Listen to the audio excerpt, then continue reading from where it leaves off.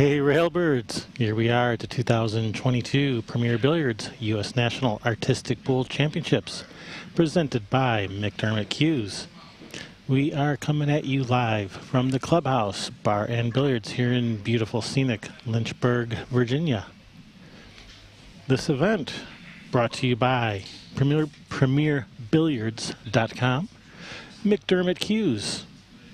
Also brought to you by Aramith Billiard Balls, Napa of Madison County, and Balanced Billiards.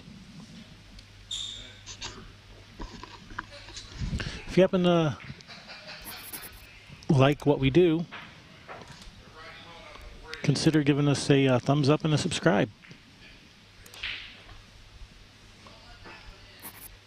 So, up first today is who won the leg? Who's up first today? Tim Chan is playing first. He's leading out in Trick and Fancy. Want to tell us about Tim a little bit? Oh, he's been around the sport a long time. He's been on ESPN. Like you said, he's a Silver Cup medalist on that event. He won the 2016 World Most Creative Shot Award. He has a website called trickshottim.com that I have used a lot. He shows how to set it up and make them. And he won our open event in Ohio, my hometown, in 2019. And he got fourth in the Worlds as well. And he's setting up a really nice setup shot called 4 in a line. I think this is 2A in Discipline 1.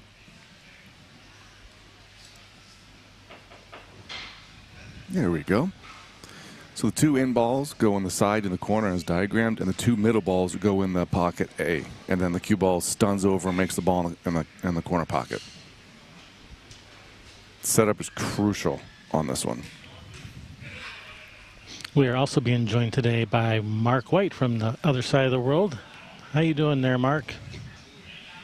Hey, hi everyone. Hi Brian. I'm really disappointed because Brian's just nicked. He's stolen my whole opening speech that I was going to say about Tim Chin and everything. He's ruined it. Well, I'm sorry, Good Mark. morning. I'll get you on the next one.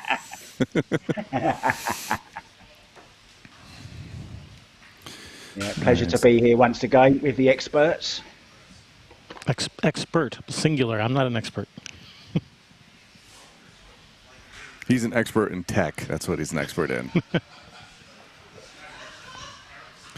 right, so Tim's going to make a little bit of an adjustment here. I think he hit a little too low on the cue ball and stunned it a little too much. That's why it came up short. So he's going to just adjust where he hits on the cue ball, because the setup, as long as he sets it up correctly, he should make these balls, all 4 balls again.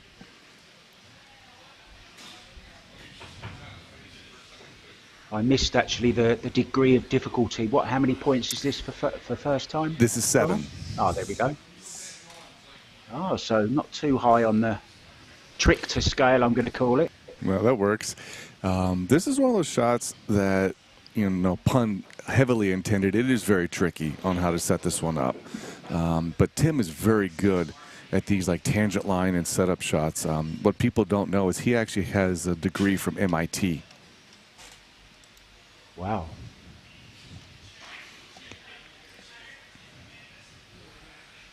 All right, second attempt. Here we go. Ooh. Man, overcompensated on that one. So first of our 2 semi-finals today. We're being treated to top-class action here on the final day. And I've been waiting around, twiddling my thumbs all day for this, Brian. Been looking forward to it. Yeah, we've all been looking forward to it.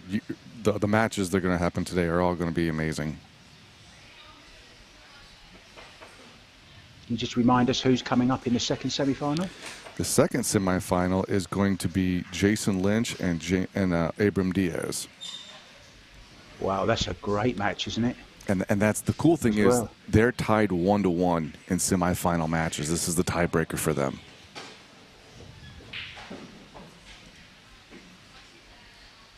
Good stuff. All right, so Tim's third and final attempt. Yep, Tim's going to make his adjustment and see what he can do here.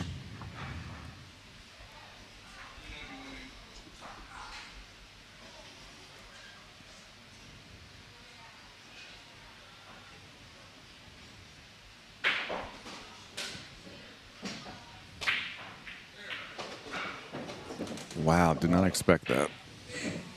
No points. No points for Tim. So tell us a bit about young Theo, the Bloodshark.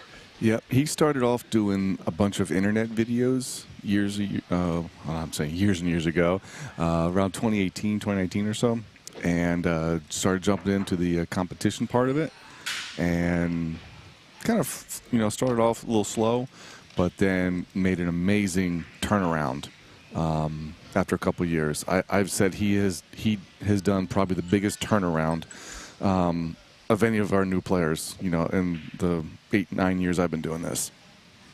Well, I know he's young and still in high school. He's brought his homework with him by the looks of it on the table there, killing two birds with one stone. Yeah, no, that's the shot program and the notes he takes. Like I said, he in his third tournament, he got runner-up in our World Championship in 2019. He won his first World Discipline Medal in 2019, the World Trick and Fancy Championship.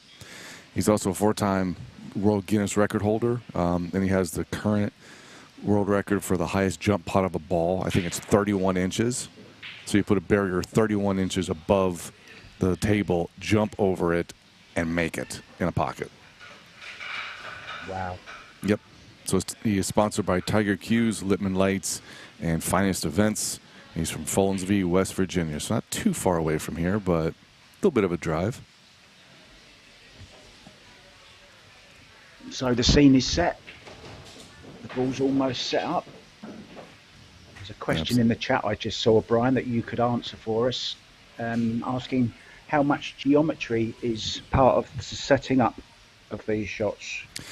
For the trick and fancy shots, stuff like this, geometry is huge because you got to figure up, okay, what the tangent line is and, maybe the throw of the table and so forth. So some of the other shots that don't have as much setup to go into them, not too bad. But stuff like this, like especially this shot, geometry is key. So we'll see what Theo does here. That's from Gregory Shiloff, that question. Any more questions, guys? Feel free to ask. We've got an expert in the booth with us today, Brian Superman Pauly. He can answer all your questions. No pressure, Here we go then. No pressure.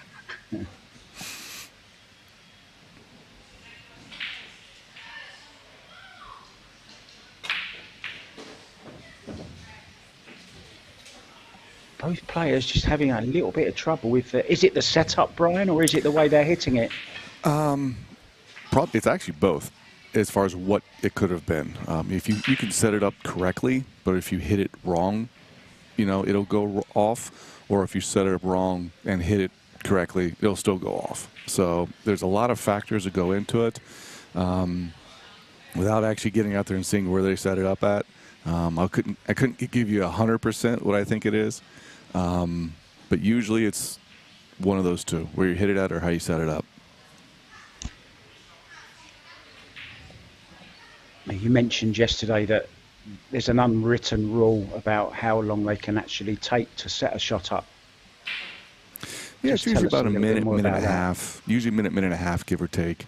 We want to make sure you have the time to set things up correctly. But we're not going to make sure you're rushed or anything. So.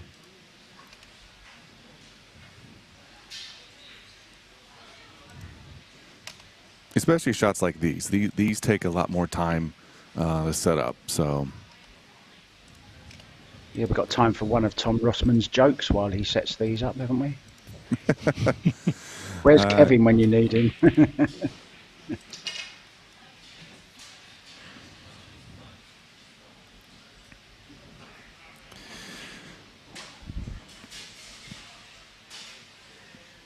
Well, so the question Wayne asked, so we have a shot committee, and every couple of years we start taking out some of the shots in the program, putting new ones in. We have like this master bank of shots, but occasionally we do send out opportunities for people to submit their own shots for consideration to be in the program. It's getting closer. But to continue the answer, so you can send in shots to be considered. So then you'd have to send, okay, well, what's the diagram? What's the intent of the shot? What you feel the degree of difficulty is, and then the shot committee will look at it and say, okay. They may say, hey, maybe this is too easy. Maybe it needs to be lower on the degree. Maybe it's more difficult. Maybe it needs to be higher on the degree. That's usually the process on how to submit new shots. So then if you have a shot accept, so if you say accept a shot, Brian, would the next step then be to send it round to all your members so they could begin practicing it, so they're all got the same chance? Yeah, the shot program we're using now, this is only the second event we've used with it. We usually go about 5-6 tournaments with the same shot program, and then we'll take some shots out, put some new ones in, so it's not just the same program every time. And then people will get that at a minimum of 3 months before the next tournament, because that's usually when we announce tournaments, is 3 months out. Okay. And it's not a completely new program. We time. might take 40 out and put 40 back in, so it's in a sense it's a third. All right, so Theo's last attempt here, trying to make some adjustments. Yeah, this is for the chance to go ahead in the first semi-final. Well, got close up. It's a good pick by Tim, because Tim was pretty confident in making that. He didn't think Theo could make it, but unfortunately Tim missed it as well. So now Theo gets to lead out in special arts, discipline 2. So we'll see what he picks. And how many disciplines have we actually got in the semi-finals, Brian? It's the same format, so we'll have 8 disciplines and then the 4 wild cards. Okay. So interesting to see what Theo will now pick. Saw him practicing a few shots before we went live. I'm guessing you would tend to practice the ones that you intend to use, would you? Or you want to try and keep a few things under your hat, kind of thing?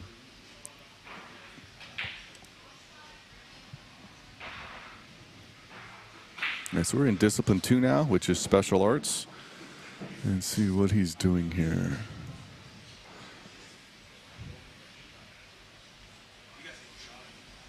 The over and under. Yep, the over and under shot. This is where we have all kinds of implements on the table. Yep, so how this works is you shoot a ball underneath the bridge into the corner pocket. The cue ball jumps over the bridge and then draws back and makes the object ball.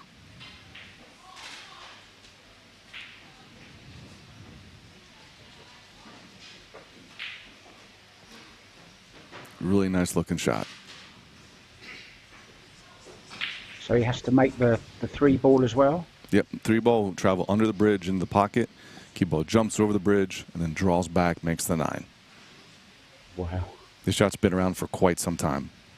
It's a classic.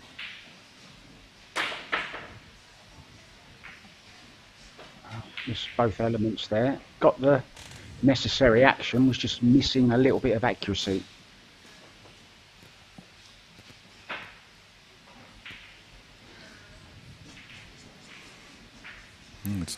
So now make an adjustment on his aim point.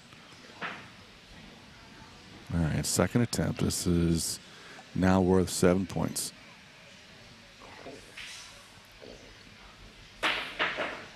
Looks good. Looks good. Nice shot.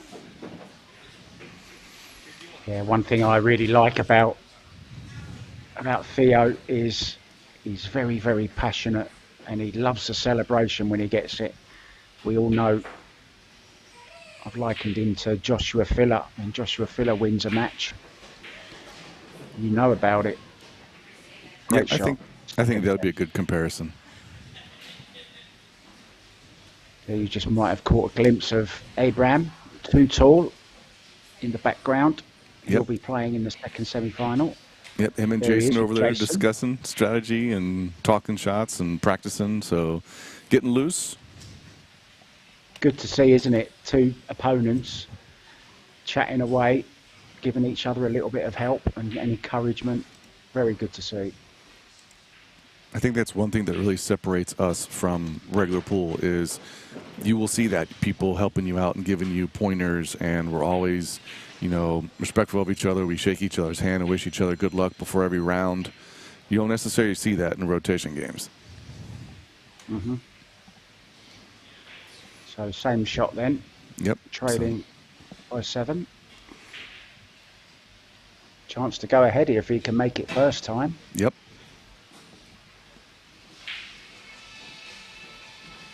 The key to this shot is just making sure your aim's right and hitting the cue ball clean. You don't have to power this.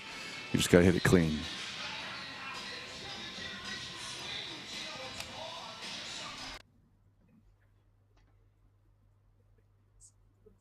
Just like that. Well, does that count? Because it actually hit the bridge. Does it count? You are allowed to hit the bridge. Okay. Just sort of fell over the bridge there, so he's going to take the lead by 1 point. Yeah, there you see him just landing on top of the shaft and making a 9-ball. Very nicely done.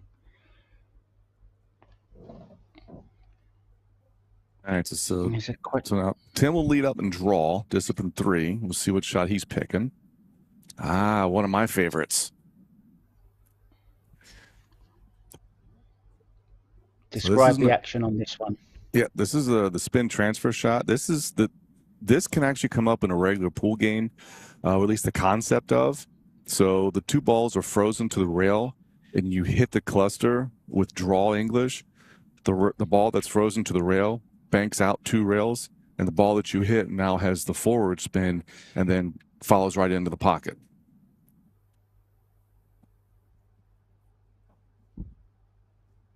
As clear as mud. Yep. Well, it's the gear principle. Like if you hit the cue ball with right spin, your object ball is going to throw to the left. So now hitting the first object ball with draw now imparts follow on that first ball that you hit, and the tangent line takes it straight into the corner pocket. Okay.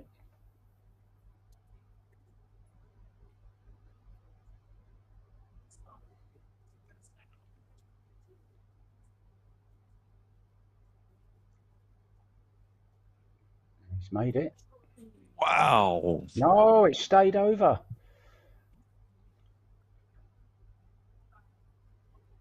That was close. Look at this. Oh, those pesky diamond pockets. Yep. So now the adjustment on this, if he sets it up the exact same way and he hits it the same way, you can change your aim point to cut it just a hair. So it'll open up that angle into the pocket. So these balls, these are strictly for an aiming system, right? Yes. For the setup. Yep. So can you just explain that to me? Yeah, so where he's setting the balls up, that's the line point that he's aiming. So some of us will put, like, I aim to a diamond. Some people might put up, like, 3 balls down from a side pocket and then aim at the edge. So it's just an aiming system he's using. Okay.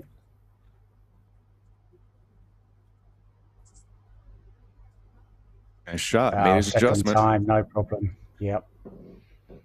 Very nicely played.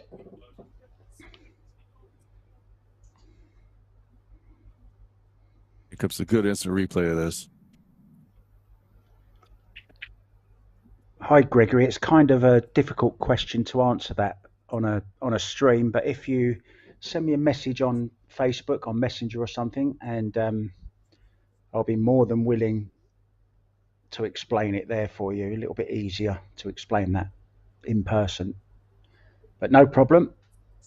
Always love to try and help where I can, Gregory. So just send me a message on Facebook. So now Theo has to shoot this shot. I played in an exhibition match with him after his first event, and I think he missed this shot against me, and I think I saw him miss this in practice, so he's going to probably have to make some more adjustments to hit this.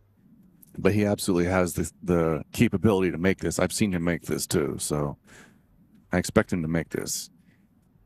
Playing at the other end of the table as well. Well, he's made it first time, has he? Has it gone in? Wow. Yes, it has. See the fist pump. Yeah, he's come to play, this guy. I wonder if we can just catch a replay of that. I thought that ball was going to hang up.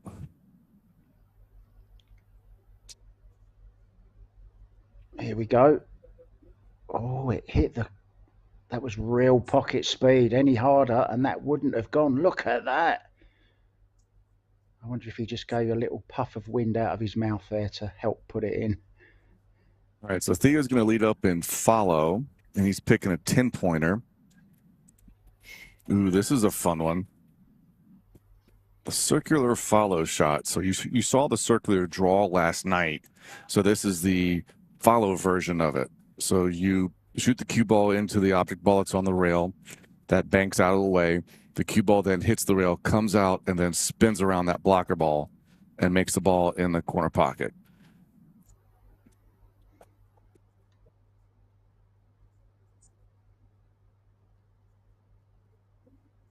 This is an extreme force follow shot.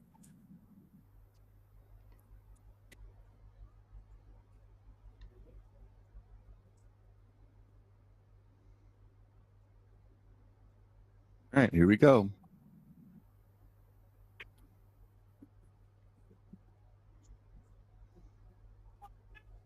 It's the rail. Nice shot. 10 points. Yeah, he's on fire at the moment, isn't he? And Tim has been on terrific form as well. So this has got the makings of being a real classic.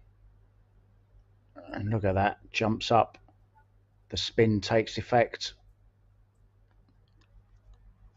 Fabulous shot. Good stuff. Now here's Tim's attempt at it.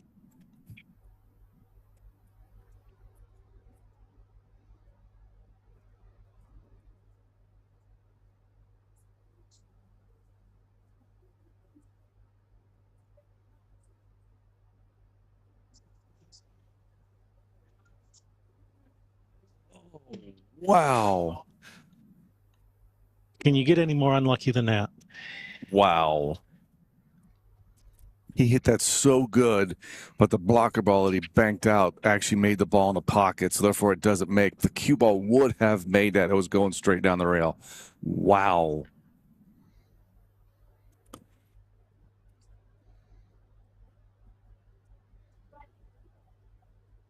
Let's have another look at this. Oh, how unlucky is that? He's looking up on the screen because we have the stream up on their big screen TV, and he looked up at it and he was like, oh. See if he can duplicate it. This time. And the ball he made in the corner. There's no danger of him knocking the ball in that time, but unfortunately the cue ball not doing what he wanted. A difficult shot like this, sometimes, like if you hit it once really good, it's like, oh, can I do it again?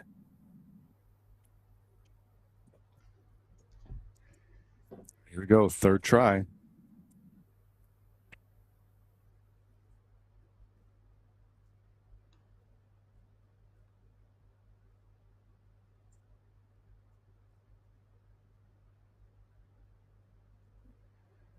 Yeah, I think the fact that he got so close to it first time, Brian, it sort of, what's the word, sort of got to him a little bit, I guess. So frustrating. Yeah, that's a high level shot. Like you're not always going to make that all the time. So if you get a good attempt at it, it's like, oh, then that happens. Brutal roll. So now Tim's going to lead out in bank kick, which is discipline 5.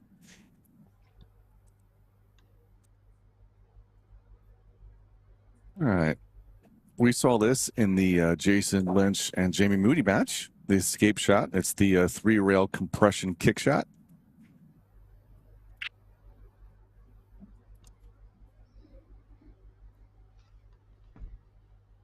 Oh, yes, I like this one. Bury the cue ball into the rail. Lots of right-hand English. About the middle diamond, maybe. This looks good. And look at this. First time. Nice shot. And that kind of makes up a little bit for the one that he missed in the last discipline. So now, young Theo, as we watch the replay, perfect contact.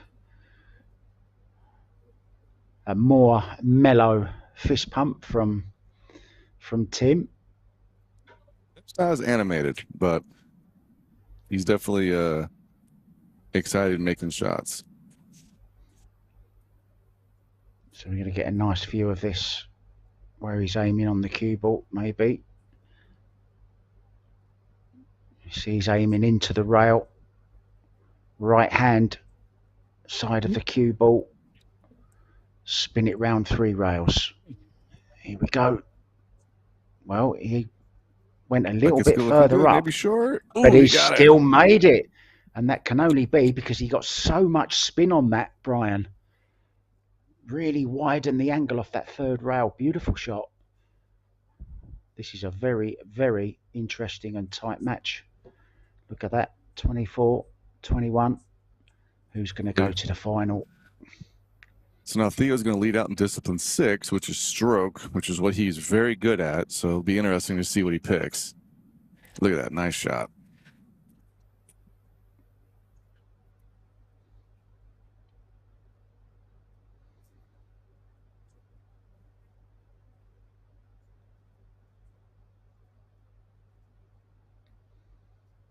Let's see what he's picking here.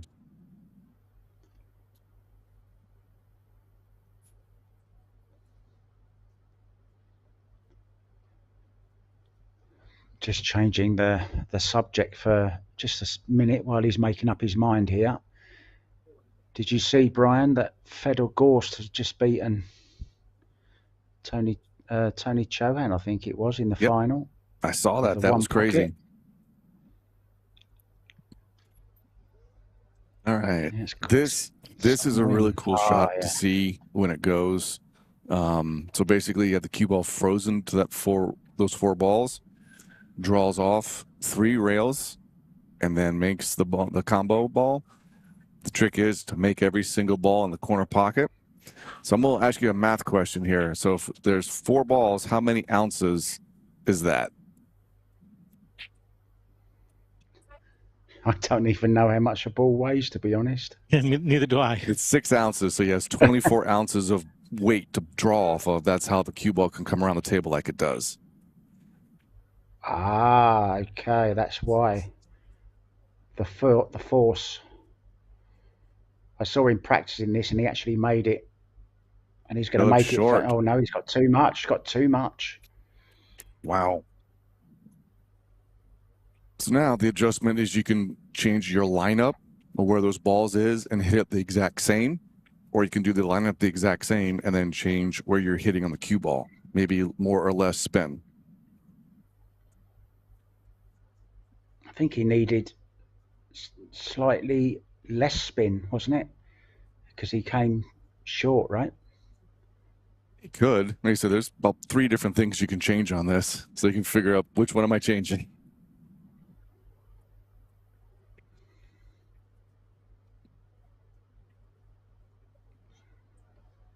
All right, second attempt. Here we go.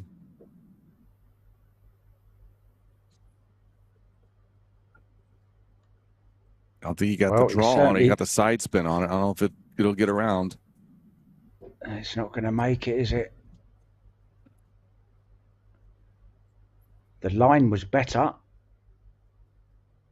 Yep, I think he just hit that a little above center of where he was wanting to hit it at. So that's why he didn't snap back like it did. He went awfully close to that side pocket as well, didn't he, there on that one, Brian? Yep, I've seen somebody scratch on this before. There's actually 2 ways to hit this. You can actually hit like straight into the row balls, or you can kind of angle it more to where the cue ball kind of slides out to the center of the table and then snaps back. So there's a couple of different ways you can hit this, whatever you feel is more comfortable for you.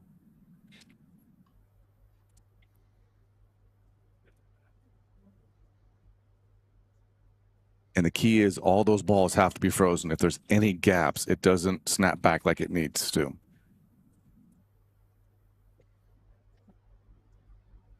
You see in the background, Jason, the Michigan kid, Mr. Too Tall, having a long conversation there. They're going to be in action on this table next.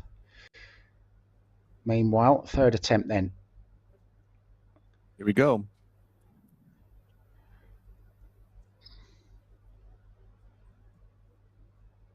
Good view of the backhand. There's the snap. Oh, and you mentioned scratch. He almost scratched. Is it going to make it? He's gone Does too he come wide. off the top rail? Wow, that was close. Really hit that one well. Went dangerously close to the scratch though. Oh, look at this. He's showing off. He's got his little laptop there. Yep, some people use the old paper program. I still do because I write the notes in them, but a couple people use laptops. I know Tim has it as well. He has all his notes on his tablet there. So that's surprising, Theo missing that stroke shot, because I've never seen him miss that in competition. But everybody can have an off day or an off shot. Yeah, and you don't want it to happen in the semi-final. One match away from an appearance in the US National Artistic Pool Championship final. Just looking at the chat. Thank you for the kind words, Randy. I hope you were enjoying the stream. Hopefully you will stick around for our next semifinal match and our finals later on this evening.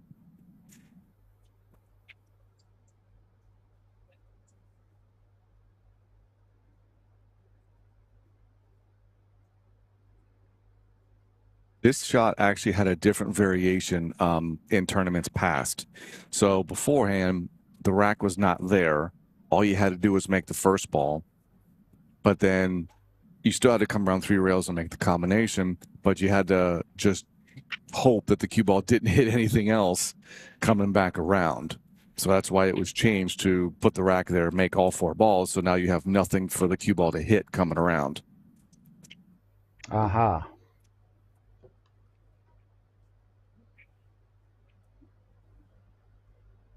So we're more or less ready to go then. 3 attempts we saw by Theo, all unsuccessful. So a chance here for Tim to jump back into the lead. He'd love to make this first time.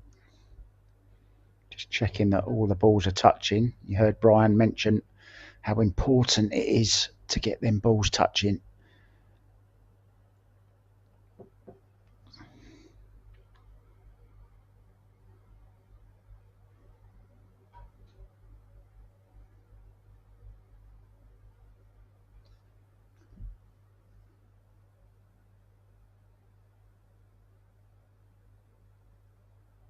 Oh, this looks very good. This looks very good. Is he going to make it off that rail? Oh, he hit the ball, but it didn't combo the 7 in. Now, were they touching the 6 and the 7? Because you saw him go up and tap them when he was setting them up. He's going to tap it again now. I'm wondering, Brian, whether those 2 were actually touching. It's very unusual to hit that ball and not make the combo, not make the plant. Yeah, that was brutal right there. So yeah, it could be if he didn't have those balls touching. That's the reason why it could not have gone. Or it just thinned the 6 ball super thin and didn't go. But that's crazy. Yeah, very unlucky. If he'd hit it a bit fuller, I'm sure it would have gone in. Just grazing the edge of the 6 there. We had a couple of people ask about the score. I went and just double checked their score sheet, and we have corrected the score. So what is up on the score now is accurate.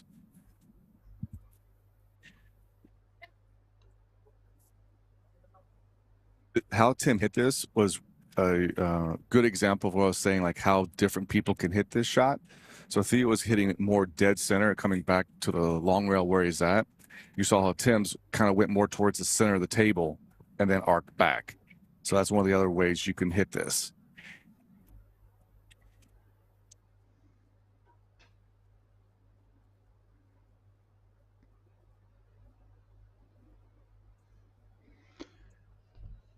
Here we go.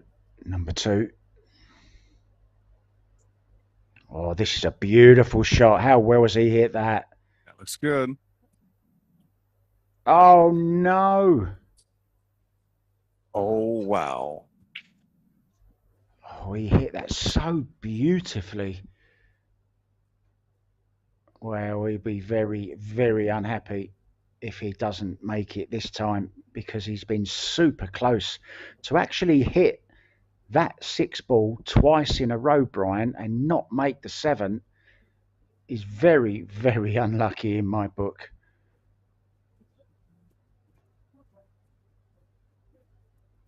There's a question in the chat about how the shot was set up originally, if it was a combo ball or a single ball. I can't remember if it was a combo or a single, because I think this shot was changed when I first started playing in these events. I know it's still in Dr. Q's Cup program, so maybe I can look at that in between the break and have an answer at the next stream match. We're going to hold you to that, Brian. All right, Mark, make sure you do that. All right, last attempt for Tim here.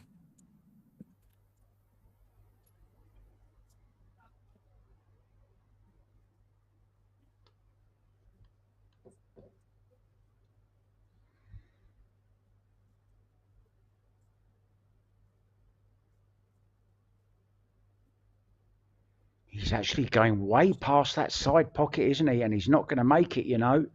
And Wow. To get so close on those first 2 shots and not make it, well, that's frustrating. So Right. Theo will retain his 10-point lead, Brian. Yep. And we're going to go to Discipline 7. Tim Chin is going to lead, and we'll see what he picks for his shot. One of the questions in the chat was, who do I think is the favorite to win this with where the Final Four is right now? It's really a pick 'em. As we've seen, luck can change anything, and Tim's been getting some bad luck. So even the best player can get a run of bad luck. So you never know.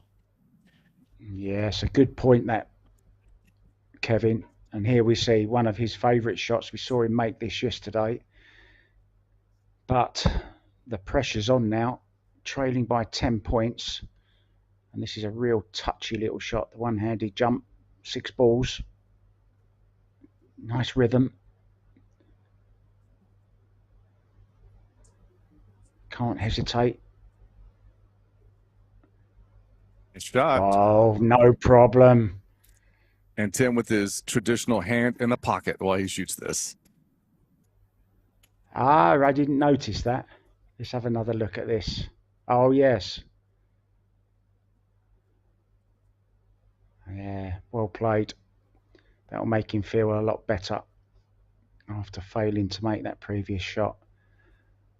Now, Theo going to play it the other way round. So we're going to have to move our camera angle. There we go. Right on cue. Yeah, mentioning who's going to win this, I mean, it really is hard to pick, isn't it? You got Abraham against Jason, the Michigan kid, coming up after this. Both these players, Theo and Tim, playing so well. Yeah, if you notice there, a lot of movement there from Theo. He's almost dancing with the stars, dancing with the balls here. Watch this lovely little rhythm that he gets going. Yeah, rhythm is key on this. If you go too fast or too slow and what you're used to, it could throw you off a little bit. I've seen him make this shot many times, so see how he goes here on a second attempt.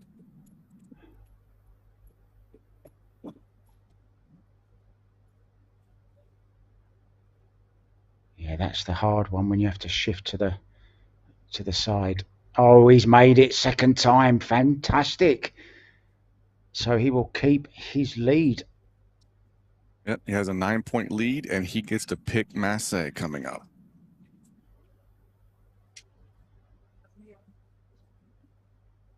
I mean, what a great future this kid has got, Brian.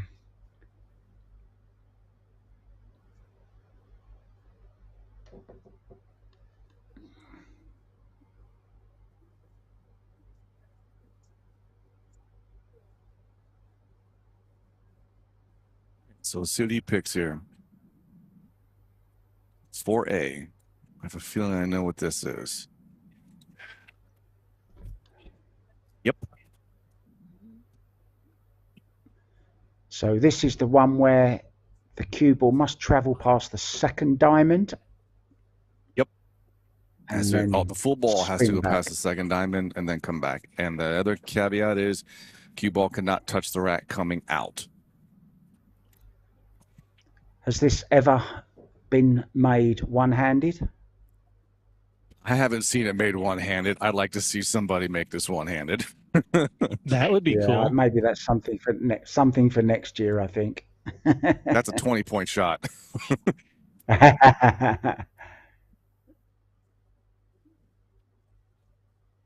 Oh, he's got it. He's got it. Nice shot.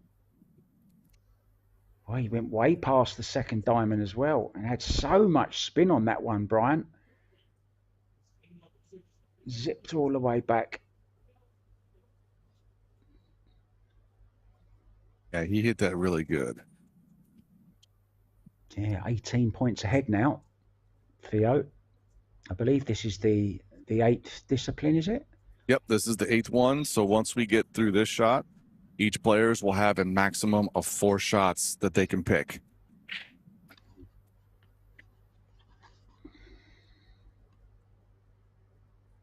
It's Tim's attempt. Oh, he never got the backspin. It was a beautiful jump out of the rack, but just never had the spin. And with these two players, it shows the different type of styles of massé. Tim is using the European style, which is more like a dart, and then Theo used the more American style, which is the more of a regular stroke. Mm-hmm.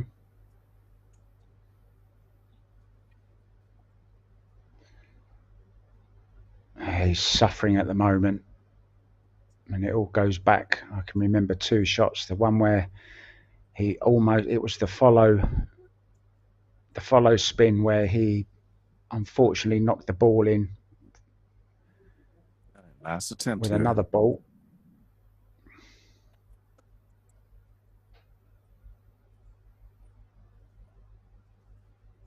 Oh dear. It's a tough shot. Well, we've got a long way to go still. Yep. 4 more shots each, but we are halfway through. So now Tim will pick from anywhere in the program, any degree of difficulty level shot he wants. Look at the chat. Somebody asked how old these guys are. Theo is 18. I don't know how old Tim is. I think he's mid to late 40s. I think he's around my age. That's early 40s. So off the top of my head, I don't know how old Tim is. You're that old? You look younger. I'll be 41 in October. Wow.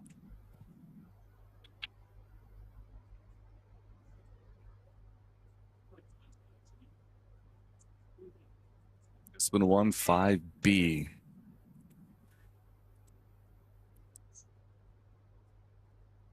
He's going for it. Wow. A 10-pointer. Yep. This is known as corner stuffing. So there's that cluster of 3 balls there. All 3 of those balls go in the pocket. So two of them go clean, 1 ball banks, and then the cue ball. So then the object ball can go either in the side pocket or in the corner pocket. It's the player's preference. But once you put it there and make an attempt, you can't move it. So if you put it in the corner pocket and do your first attempt, you can't move it to the side. Okay. This is an extremely tricky setup shot. And also very table You've got dependent time. because you got to figure out if the table's playing short or long. So we'll see how he does with this. I've seen him make this in practice, so.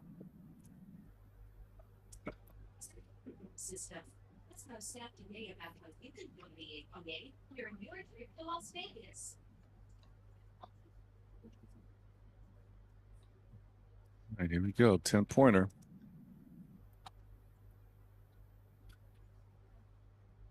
That 10 might be 40. I'll have to look it up.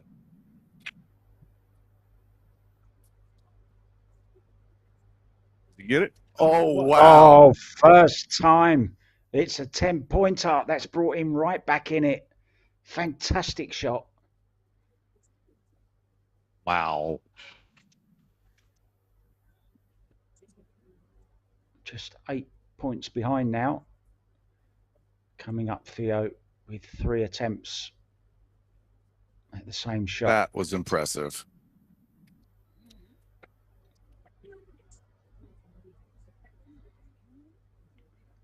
I mean, all them 3 balls in the same pocket like that is just fantastic. And the cue ball knocking in the final ball, 10 points. So now it's pressure back onto Theo. Still got that 8-point lead though. So even if he doesn't make this shot, he's going to be in front and he'll have the pick for the next shot.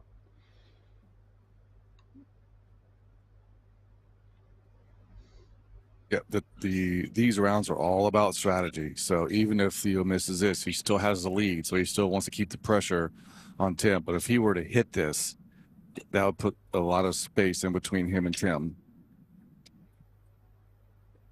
Yeah, especially with the pick in the next one. So here we go then. The setup is done. Just placing the final ball.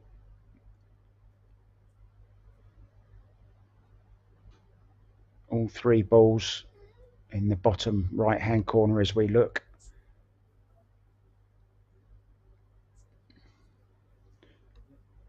All right, 3 here we ball go. will First bank off attempt. the side rail.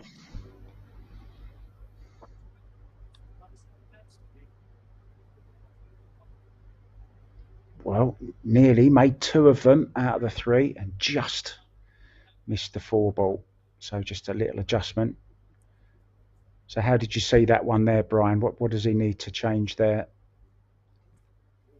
I think the one the ball that banked, I think that came a little short. So you can always move the cluster around a little bit in that little box that you're given.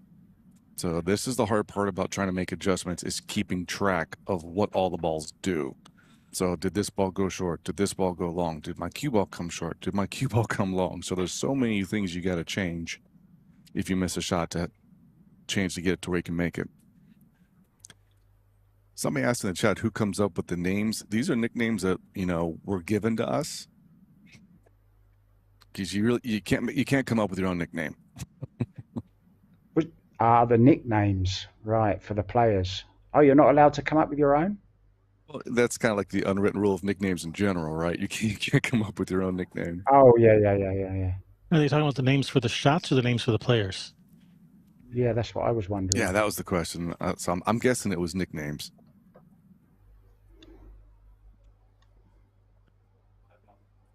But how about the names of the shots? Who comes up with the names for the shots? Usually it's the people who create the shots that come up with those. A lot of these shots have been around before I started. But this one makes sense being called corner stuffing. Yeah, stuffing all the balls in one corner. Second attempt worth 9 points.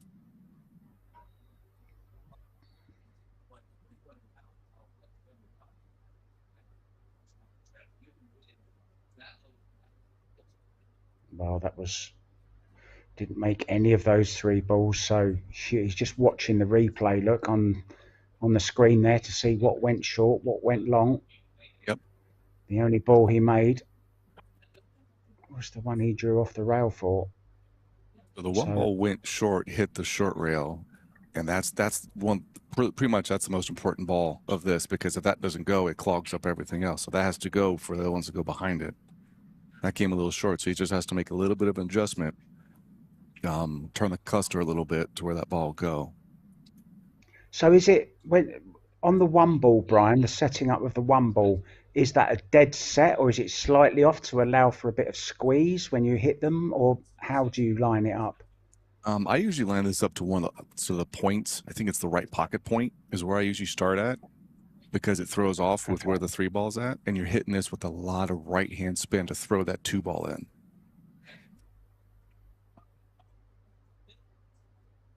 Very difficult shot. All right, last attempt.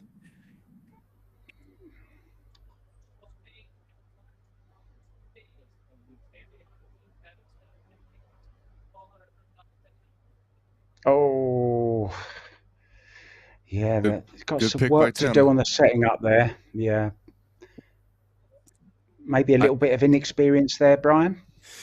Nah, I don't necessarily that. I think this maybe just trick and fancy is not necessarily, Theo's thing. He even said last night, he says trick and fancy is my least favorite discipline. He likes the stroke stuff. But if I know Theo, when he gets home, he's going to practice this shot nonstop until he gets it.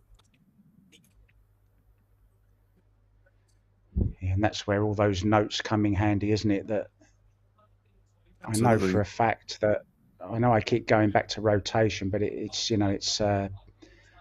relevant in what I'm going to say. Fedor Gorst has got records that he's written down going back to when he was 12 years old, and he can go back and he can tell you what practice shots he played when, what went right, what went wrong, how many times he got it out of 10. So really, really does keep a lot of records, and that's even more appropriate in this kind of sport, isn't it? Anyway, what's going on in this next shot?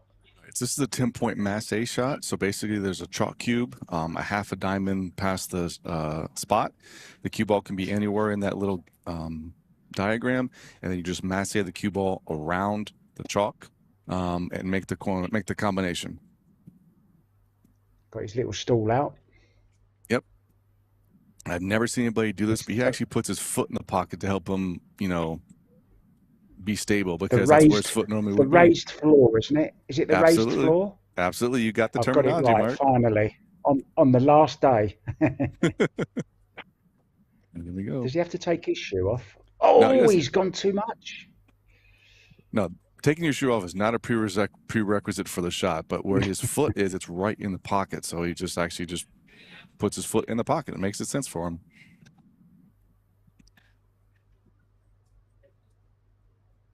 All right, second attempt here.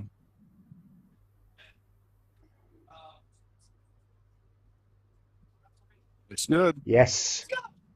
Yes. Nice shot. 9 points.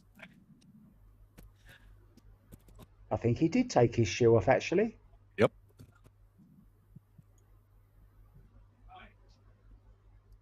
So, once again then, Brian, Tim up against it. 17 behind. And running out of shots.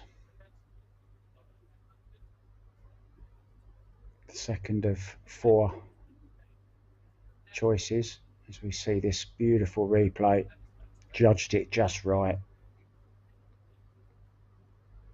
Great shot.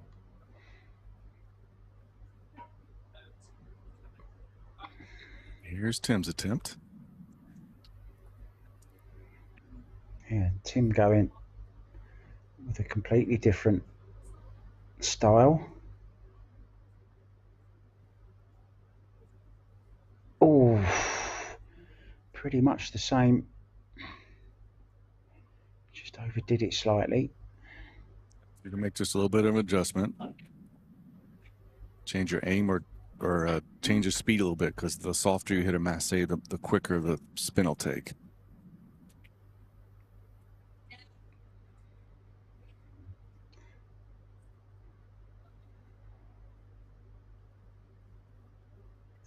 Well, he got more or less there, but didn't go around the chalk, unfortunately. Yep, went too far, then too short. So as Dr. Q would say, just hit it in the middle right now.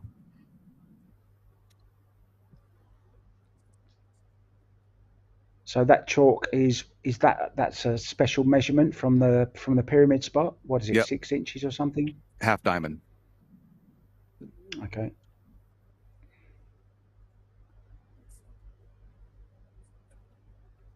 Oh, whipped around.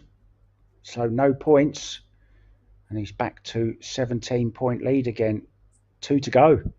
3 to go, Time actually. running out, Brian.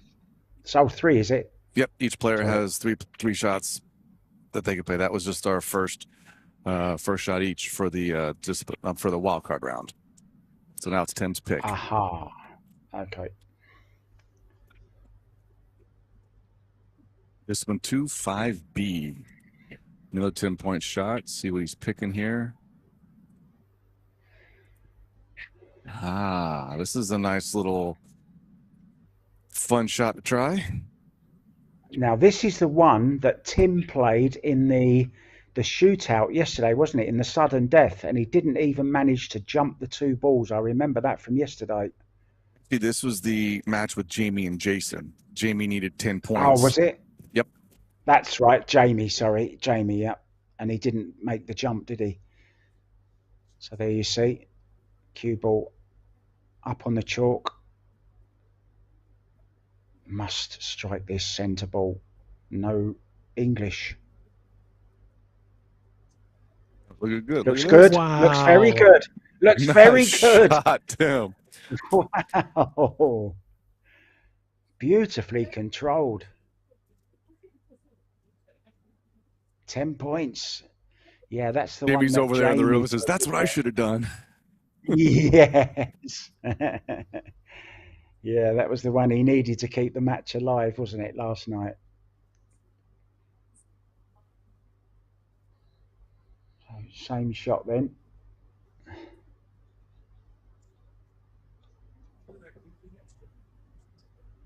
One of the questions that Gregory asked, how many times do you need to practice a certain shot until you nail it? That really depends on the shot. Some of the easier shots you can get pretty quick. Some of the tougher shots, you still haven't nailed them yet after 4 years of playing. All right, here's Theo's try.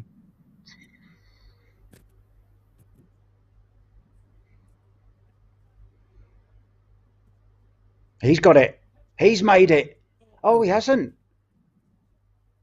Why didn't that go? Was it the setup?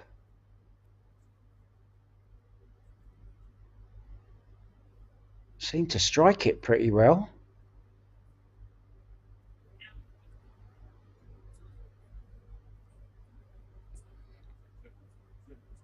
He's got a little bit of a lead though, so he not essential. Anything he makes here will be a bonus, really. So here we go. Too thin that time. So maybe a little bit of unwanted English on the cue ball. And the real tough part about this shot, where the cue ball is on the chalk, it's on the second diamond and you can't move it. And the combination is actually off center from where that is. So it's not actually a straight line straight back. It's a hair off. That's what makes this a little tough. Yeah, I see what you mean. The chalk is on the middle diamond, right? Yep, because you got to hit that front ball dead center. So you're looking to hit the full ball full on. Is it so full on? Like that. Oh, he hasn't got it. Nice pick, Tim. So, yeah, Tim making it first time, but still has the lead, but it's narrowed. Yep, so now it's Theo's second wild card pick with a 7-point lead. So he can afford really to play doesn't need to play a 10, maybe a lower, like an 8 or something. Brian, would he choose? Yep, just something you can get points on at this point.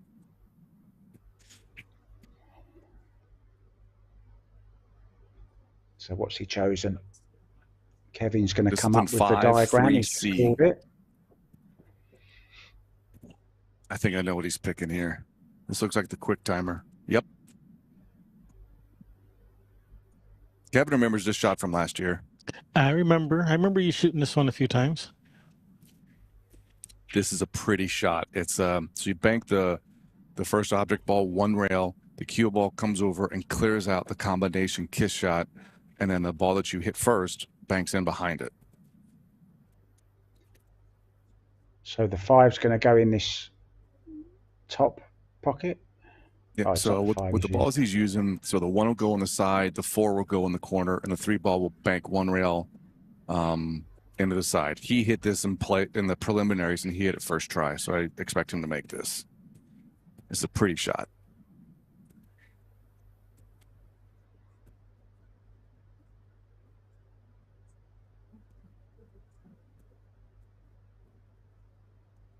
Wow, it came long. Didn't make the bank. It did go long, didn't it? Just checking there, look on the big screen to see what happened. So he'll make the adjustment. Yeah, it's just like playing a bank and regular pool. If you go shorter, you go long. There's ways to adjust, whether speed or spin. So he'll make the adjustment.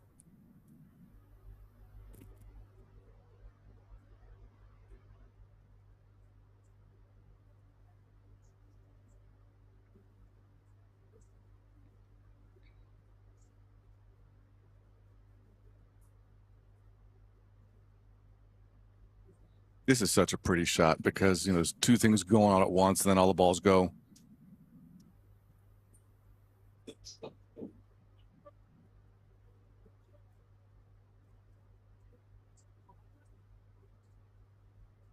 Yes, Greg, as far as speed, yeah, that is how hard you hit the cue ball. That's the term. All right, second try. Here we go.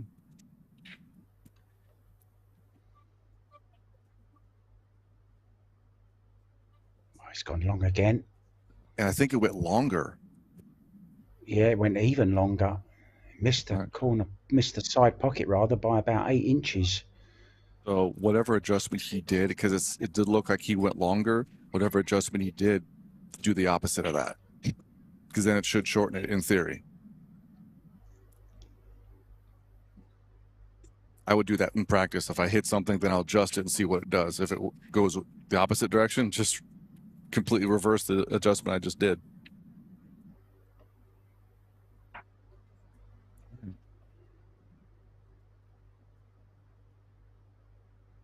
And does the cue ball have to be so close to that one ball, Brian? No, the cue ball's in hand. So he can put that wherever he wants. Yep. I've seen people shoot this with the cue ball further away from the one. I think he's about a chalk cube. I think I shoot this with about a chalk cube. So it's really where the preference is for the player. Right.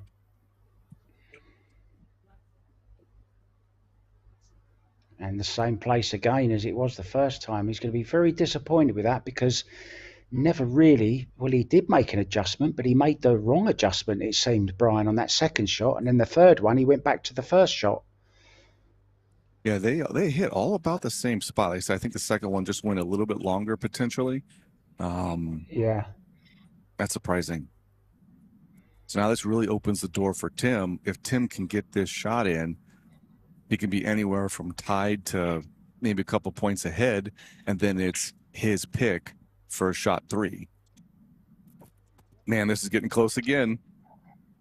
Yeah, could turn the whole semi-final on its head here.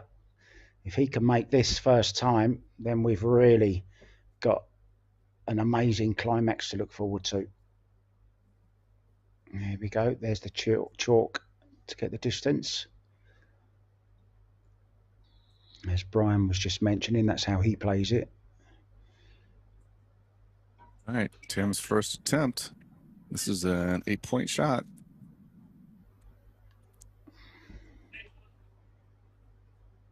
I fancy him to make this, and he's hitting this a lot thinner as well. I reckon this is going. Well, it's come short, you see. I could see that he was going to go shorter than Theo's did because he was hitting it much, much thinner, Brian. Not hitting quite so much of the... Right, I did notice that too. He was cutting it thinner. Yeah. So maybe that's the adjustment to make here, just not quite as thin, because he just hit before the side pocket, didn't he, there? Right, yeah, that would be the adjustment. Maybe he was seeing when Theo went long that he was going to say, hey, I want to make sure I cut this enough and maybe overcut it. Yeah, good point. You can learn so much, can't you, from watching your opponent play the shot and see where it goes. And you could actually see from his aim that he said to himself, right, I'm not going to go long with this. All right, second attempt. So, if he were to make this, it ties it up. well, there's not much of an adjustment there. So maybe adjustment with speed or spin. It's there. Is the 8 going to make it? That's going to slow. No. Well, so if you catch that combo too full, it doesn't go. You got to thin that combo.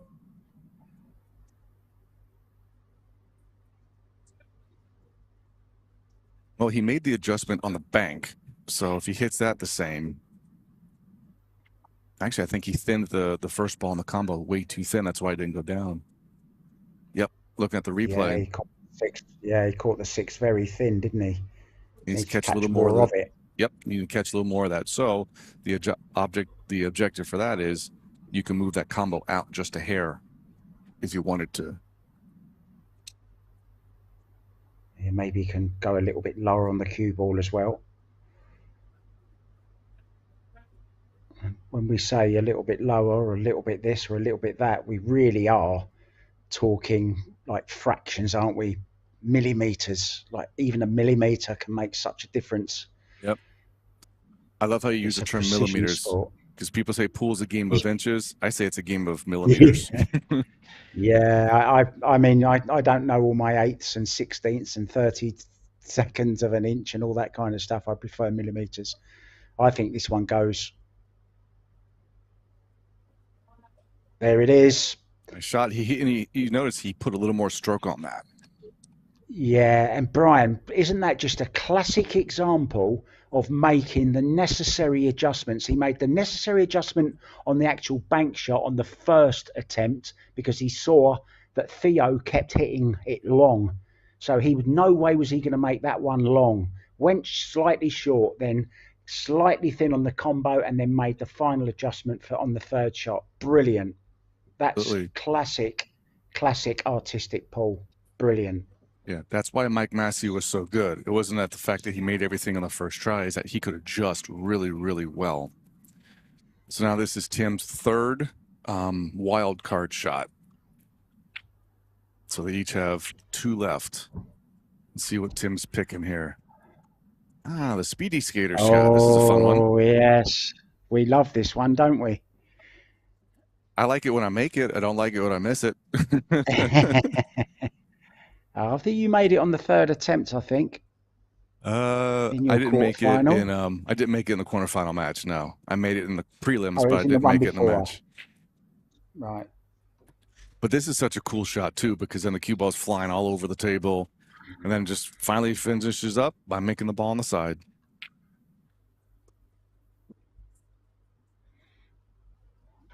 All right, so he fires looking like that's the 4 ball into the pocket. Cue ball goes 1, 2, 3, 4 rails, hits the stick, comes down, goes 2 more rails, makes the ball in the side. You make it sound so easy. Here we go. Good. This Turn looks over. brilliant. This looks perfect. Oh! Wow. Oh, he's had so many of them this evening. I was about ready to say he's had so much bad luck, but you see he just made the adjustment right there. He moved the ball towards the right-hand corner pocket of the side. So if he hits it the exact same way again, it should hit that ball.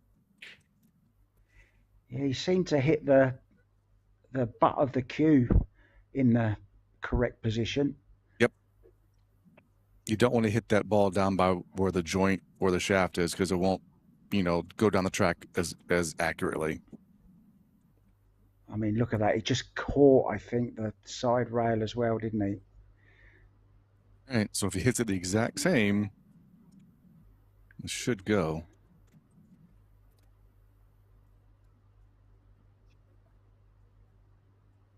Well, it hasn't made the He pot loaded this up, time.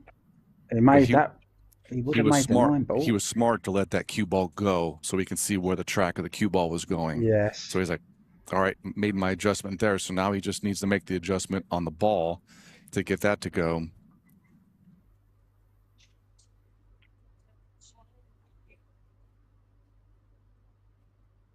So many different things you got to look at. Yeah, he gleaned every part of info, didn't he? Every bit of info that he could out of that shot by just letting the cue ball do its thing to see if he needed to adjust that in any way. As you said, it's just the pot. Here we go then. Third attempt. Was in. Okay. Looks So the good. cue ball's Looks good. tracking. Shot. 7 points. Third time lucky. So pressure back on Theo this time then.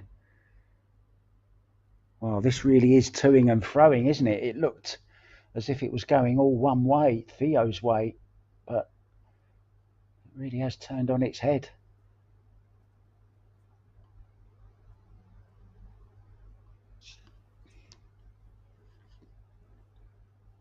Somebody before asked about like trying to pick the top 4. When he said where we're at now, really tough to pick.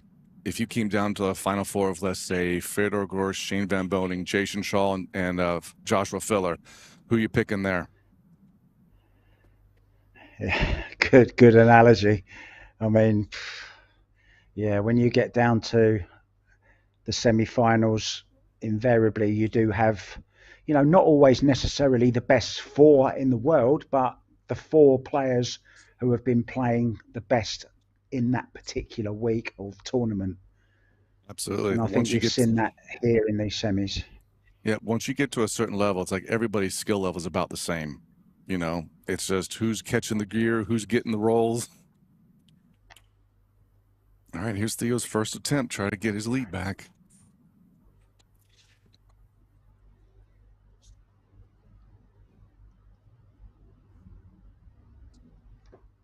Okay. Oh, this is first time. This is first time. Oh, it's gone wide. Maybe hit up the cue a little bit high. Not sure. I was about ready to say, Spin had gone. I think he hit the cue stick a little higher than where Tim did, so. Yeah, more or less round about the joint. I don't know whether we can see a replay of that. Can we, Kevin? He's working on it now. Just to see where the cue ball actually hit that cue. And that is the important part of this shot. Here we go. Here's the replay. And it hit a little bit. Well, I don't know. It wasn't far up the cue. It was kind of right in between the joint and the forearm. So he hopefully made his adjustment. Here we go. Looked like it kind of bounced off the cue a little. Ooh, this looks good. Like that. That bounced off the cue as well. Yeah. Exactly the same as Kevin just said. It's bounced off the cue. Now, Theo's doing something smart here because most people shoot this with 2 cues, so the cue ball doesn't move it, right? Just how Tim sets it up, he uses 1 cue. So Theo went over there and got his second cue to put to it, so now it's not going to make that cue jump as much. Smart move by Theo. Do you know, I was going to ask if I'm sure I saw that played with 2 cues before. Yeah, I shot it with 2 cues, and I can't remember who did this on the prelims, but I'm pretty sure who shot this in prelims on the stream table had 2 cues as well. Yes, and it actually shows it on the diagram, I think I'm correct in saying as well. Yep. There you go. And that would stop that problem, wouldn't it? It just makes it that little bit more solid, so it's not going to bounce off so much. That is really smart, as you said. Absolutely, because if it bounces off, it hits higher up on the long rail, then goes long. Yes.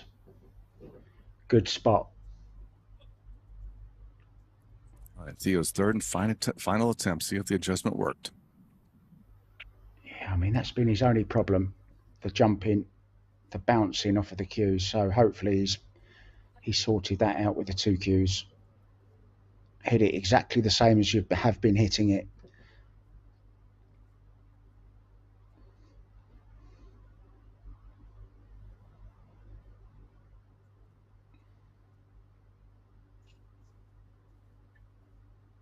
Oh, he's Wow. missed a one ball. Well, he got the other part of it this time. Oh, he's missed that as well. So a slip up. Now, another. So now it is Theo's turning point. pick. It is his third wild card pick. So he has this one, and then they each have one more after that. Yep, Abram was on this table, and I know Abram shoots 2 Qs. So, yep, good observation, Caitlin. Good spot, Caitlin.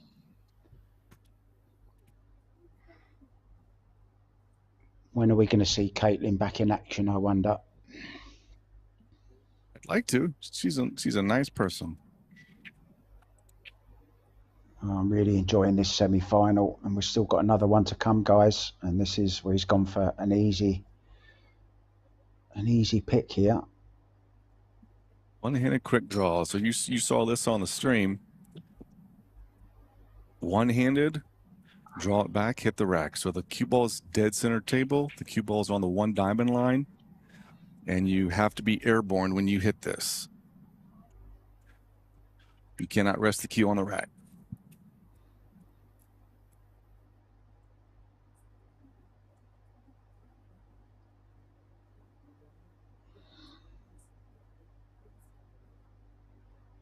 Making sure everything's ready to go. How many points is this one? This is a 9-pointer. Okay. All right.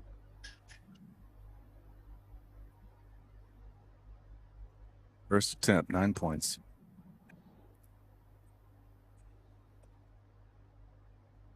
Well, didn't get any draw. Made the ball in the side. This is a good challenge shot to do in the pool room if people think this is somewhat easy. Try to draw a cue ball back one-handed. Yeah, I made the mistake of saying he's done an easy pick. I didn't realise this was the one-handed draw shot. This is very, very touchy. Get the balance of that cue right. He's got it. He's got it. Fist pump. He's back in it. Nice shot for him. 8 points. Congratulations on the marriage, Caitlin. Hope you guys are really happy. Hope to see you guys at Worlds if you can make it.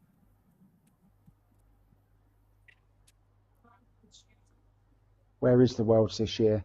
It's going to be at League Room in Parkersburg, West Virginia. And it's October 6th to 8th.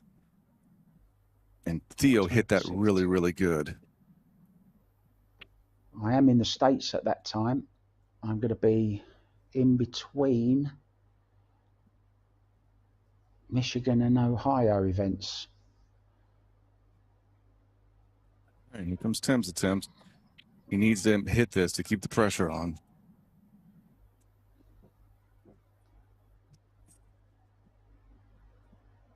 Oh, is he going to make it? Oh, wow. A few more cornflakes for breakfast. He might have made that. Needed more Wheaties. Yeah. I'd love to come to one of these events live. That would be an honour. We would love to have you. To see these guys performing. Really am impressed with the skill level that you guys can achieve.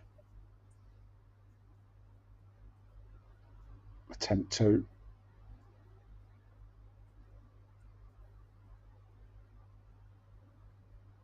Yep, never jumped clean over the one ball.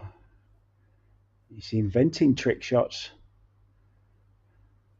New shot for next time. All right. Tim needs this. Third try. Wow.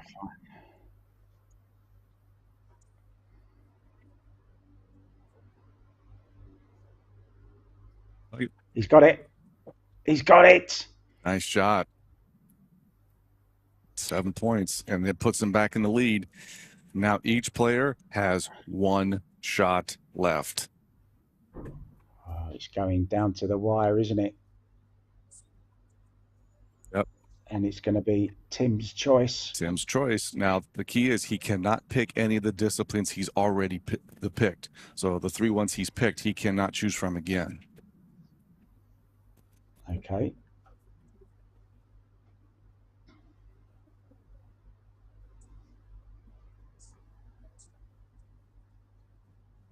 Now he's Well done really indeed. thinking, what am I going to do? I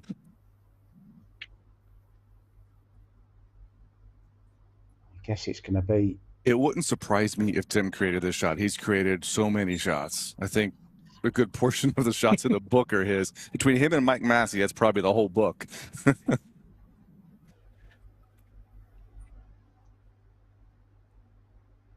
Is there any trick you've ever attempted that you still can't make, Brian? Is there one that's defeated you? Of the 120 shots in the book, I have hit 116 of them. There's still 4 of them I have not hit, and I'm not going to tell people what those are. Oh, come on. No, don't give your secrets away. But surely that must be one of your ambitions. You want to complete the book, right? Yep. Once I get those 4, I will be very happy. Not saying I'd ever pull them, but at least I'd say, hey, I have hit them. Just tell us one of them that you haven't made. Come on. What's the most difficult shot in the book? The most difficult? I would say there's 3 off the top of my head. Well, 4. The Dipsy Doodle Masse, it's a 10-point. Circular Draw, it's a 10-point follow. The Impossible Stroke Shot, which is a 10-point stroke. And then the one we've seen before where you shoot the 5 balls, jump over the blocker balls, and then draw 2 rails. Yeah. Those 4, in my opinion, are probably the hardest 4 in the book. And how many of those 4 have you not got? 1. There you go. We've narrowed it down then. So where are we? The flying bank shot. This is an old classic. So you basically shoot the first ball, and in the diagram, it's a 1 ball. We'll see which ball Tim picks. But you shoot that into the rail. It jumps over the other 2 blocker balls and goes in the pocket, utilizing what we call a rail jump, where you can either shoot an object ball or the cue ball into the rail and have it jump over. Okay. So 7-point degree of difficulty. So not one of the hardest shots in the book, but one that can still go wrong, obviously. Absolutely. So he's going to shoot the 12 ball. 12 ball is going to jump over the 8 and 9 into the side.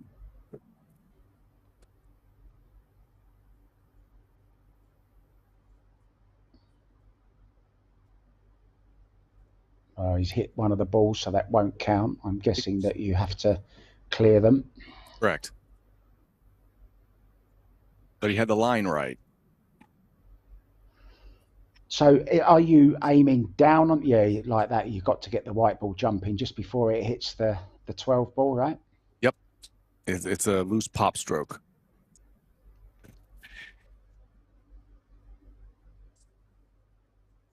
And those 3 balls where they're aimed at, you can't adjust them. They're set where they're at, if I remember correctly. I don't shoot the shot a lot, but if I remember correctly, they're a set. They can't move. So you can only move the cue ball. The cue ball's right. in hand? I believe the cue ball's in hand. Yeah. Okay. Yeah, that must be because you need to make adjustments, of course. Second attempt then for 6, and it goes. 6 points. 11-point lead now. No, sorry. Yeah, 11-point lead. And here's where the drama comes in. Theo has to hit this shot because he's down 11. The maximum point is 10. So if he doesn't make this shot at all, Tim wins the match. Wow. Goes to show it's never over until it's actually over. Right. I think he was 17 points behind at one point. Tim Chin. I mean, didn't Shane Van Boden come back from a super big deficit a couple weeks ago? Yeah. He was 10-6 down against Mika Immonen in a race to 11 and came back to win 11-10. Unbelievable. And that was in alternate break format as well. Oh, that was alternate break? Wow. Yeah. Knee cut fell apart. So here we go then. As you say, must make this bank shot. He would love to make it the first time. And there you see he's much further away, that cue ball. It's just a preference. Some people practice with the cue ball further away. Some people practice with it closer. Whenever you find a setup or a set of variables where it goes, and as long as it's with the rules, then keep that setup as long as it's going. So does he want to hit this 4 ball on the way down, just as the cue ball's coming down? He wants to sort of come sort of on the top of it. Oh, he's nearly made it, but he hasn't. Wow. Gone in. Went a bit wide, I think, didn't it? It rattled, if I remember correctly. correctly. Replay. Oh, did it? Yeah, Kevin's going to pod that up real quick. Do your stuff, Kevin.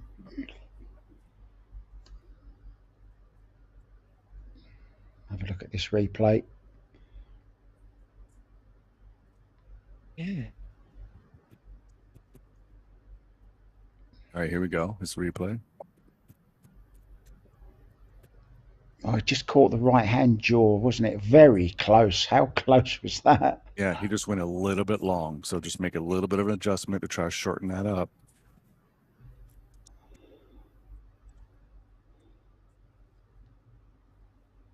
This is fun. This is the drama.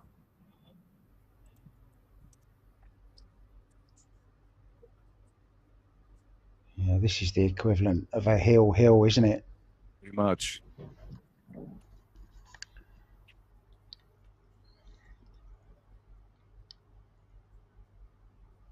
Oh, again hit exactly the same spot.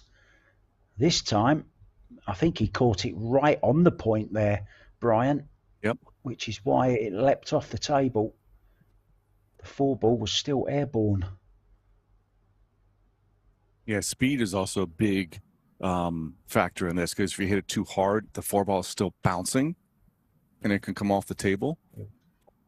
Yeah, hit it too hard. Look, bounced just before, and that might have gone just a little bit less power. So, but also, you don't want to hit it too soft where it doesn't come over. So you gotta find that sweet spot to where it hits enough to where it comes over, but not too hard. So that's the hard part. It's like golf, trying to land in one little small area. Yeah, chip and run. Right, this is for the match.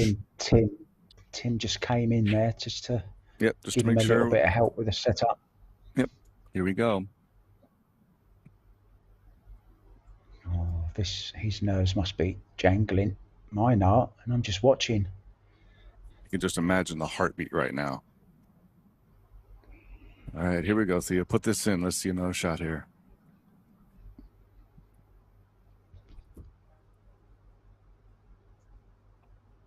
Oh, he hit the other. Wow. This time. Well, it's all over. Tim the Dragon Chin moves into the final, and we're going to be back soon with our second semi-final. I'm going to make an announcement here to the room. For us, Brian. All right, I'll be back. See you guys at 3. So congratulations to Tim the Dragon Chin for moving on, defeating Theo the Bloodshark Mihellis. Yeah, really was some match that. Really enjoyed it. And we're going to be back very soon with Jason, the Michigan Kid Lynch, against Abraham Too Tall Diaz. And we'll be back 3 p.m. Eastern Standard Time. Yeah, we'll Thanks, see guys. See you guys back here at 3 p.m. Eastern U.S. time for the second semifinal. As Mark just said, Jason versus Abram. And on behalf of Brian Pauly, I'd like to thank you guys for watching, and Mark White, we'll see you guys back in an hour and a half. So, hello and goodbye. Hello and goodbye.